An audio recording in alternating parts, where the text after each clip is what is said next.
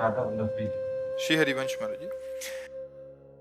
महाराज जी, जही विधि नाथ होय हित मोर, करहूं सो वेगी दास मैं तोर। प्रभु जी, भगवान जिससे मेरा हित हो आप विधान कीजिए। जो जीवन में अमंगल और अमंगल घटनाएं होती हैं, तो अमंगल घटनाएं भी प्रभु की ही इच्छा है। उस स्थिति में मन अशांत और भावना में ठेस क्यों पहुंचता? हम भक्त हैं इसलिए उसे प्रभु की इच्छा करते हैं।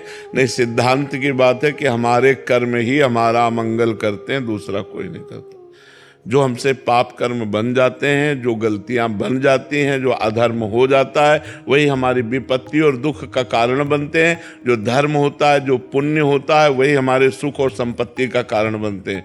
भगवान विधाता है, माने विधान रचने वाले हैं। भगवान के सब प्यारे हैं, वो किसी के लिए दंड विधान अपनी तरफ से नहीं रचते। जब आप कर्म करते हो तो वही कर्म आपका दंड विधान बन जाता है। कौन काहू के सुख दुख कर दाता, निज कृत कर्म भोग सुन भ्राता। इसलिए हम भगवान का नाम जप करें, जिससे अशुभ कर्म नष्ट हो जाए, पाप कर्म नष्ट हो जाए, तो हम सदा के लिए सुखी हो जाए। परम हित भगवान के चिंतन में होगा। अगर हम भगवान का चिंतन कर रहे हैं, अच्छे कर्म कर रहे हैं, पवित्र भोजन पा रहे हैं, कोई नशा नहीं करते, किसी माता बहन की तरफ गंदी दृष्टि नहीं रखते, तो कोई बाल बांका नहीं कर सकता।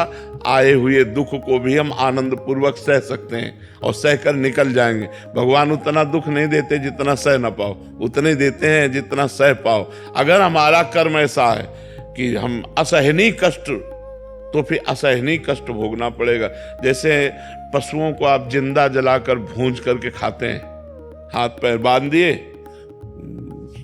लोहे की उसमें ऐसे डाल दिए, और वो तड़प रहा, जला रहे, तो आपके लिए दूसरा विधान होगा। तो क्यों? क्योंकि तुमने ऐसा कभी किया है। बिना किए तुम्हें कष्ट नहीं मिल सकता। इसलिए हमें बहुत संभाल करके कर्म करना चाहिए। पता नहीं कब कौन सा कर्म हमें कहाँ ले जा करके रौंद दे।